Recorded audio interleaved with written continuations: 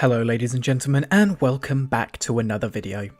Today we'll be taking a look at the Restoration Druid. Out of all of the healing classes in WoW at this moment in time, this is probably my least favourite.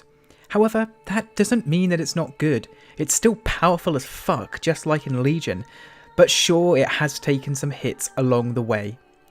As always, I'll be talking through the stats, talents and rotation of the Resto Druid, and all sources are from my personal experience and from articles from Icy Veins. Restoration Druids specialise in maintaining a steady stream of healing on a few targets in the raid, and offer strong bursts of healing after using cooldowns. Restoration Druids also do well when healing a small amount of targets for a prolonged period of time, such as players with debuffs.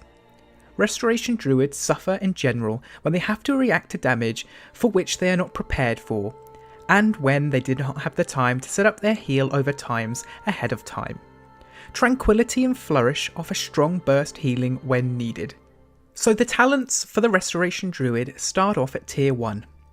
Prosperity is generally a terrible choice unless coupled with Soul of the Forest, which is not a recommended talent in the first place. Cenarian Ward is a good talent in almost all situations. It is a strong, effective heal that synergizes with your Mastery, Harmony, and Flourish.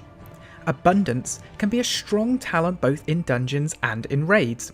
It provides stronger spot healing for dungeon healing, and an efficient filter for raid healing.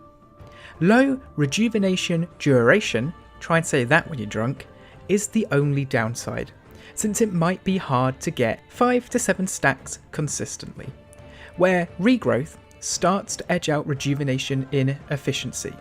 As such, Abundance is only recommended at high haste values and when mana is not a concern. Tier 2. In this tier, you will have to choose between two movement talents. Taking Renew for survivability is generally unnecessary, as Restoration Druids are already one of the most durable specializations. It is much better to take Guardian Affinity for that, and have Movement Tool available instead. Wild Charge has a much shorter cooldown and travels the distance required a bit faster than Tiger's Dash. The downsides are a requirement to have a friendly person in range and a need to use a macro. Neither of the Wild Charge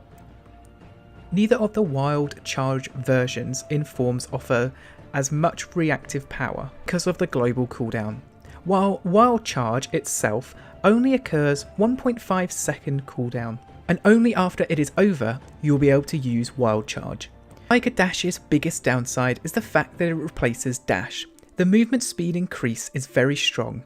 It is very easy to use, although cooldown is a bit long.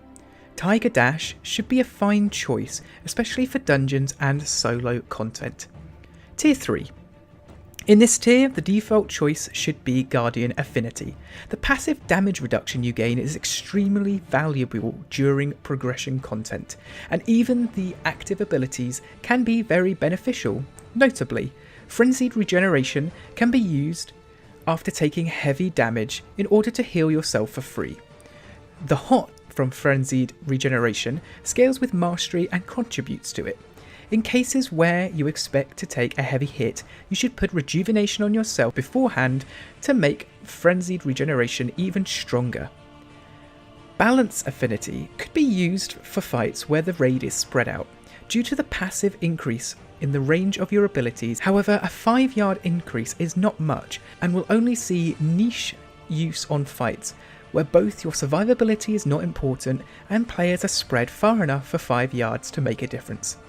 Feral Affinity offers the unique ability to deal substantial damage both single target and AoE. It can be useful for progression content, to help your raid beat in rage timers while leaving you with a healthy amount of mana for healing phases. For a few encounters, a passive movement speed increase can be considered as the sole reason to pick this talent. Tier 4. The choice between these talents is irrelevant in terms of your performance.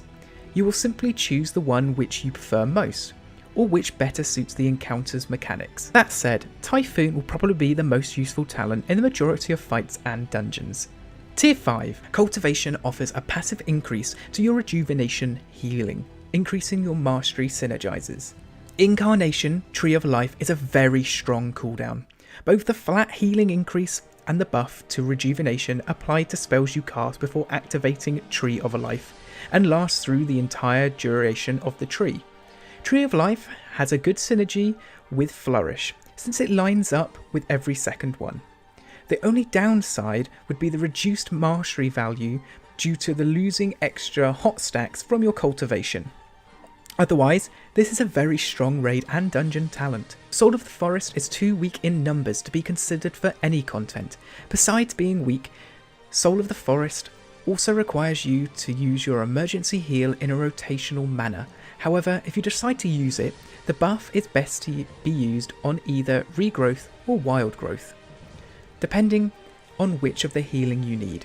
For maximum throughput, it is advised to strictly use it with wild growth. Incarnation Tree of Life is a default option for raid content, while Cultivation is a default option for dungeon content.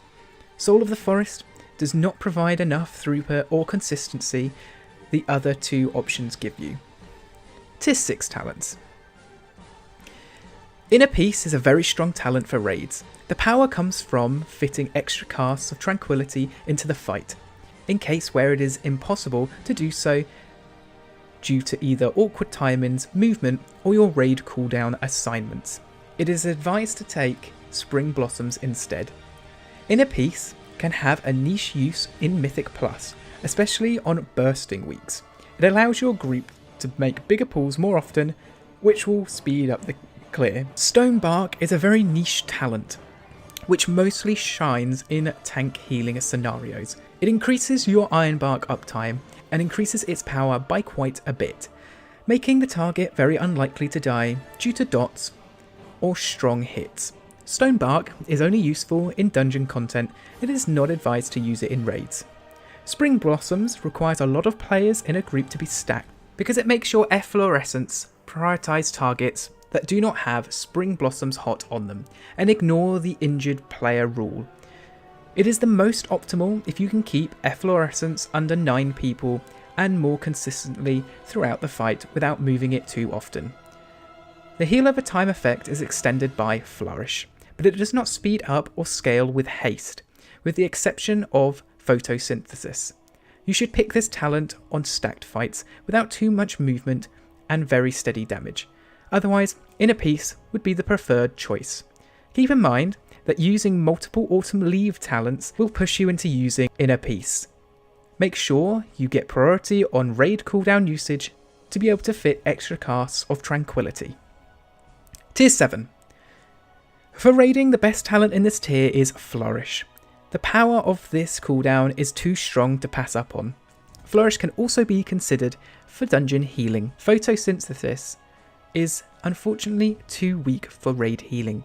While it provides a steady healing increase, it does so by removing Life Bloom as a source of tank healing. Germination can be used with very niche use on certain raid encounters, which require heavy tank healing and almost no relevant raid healing.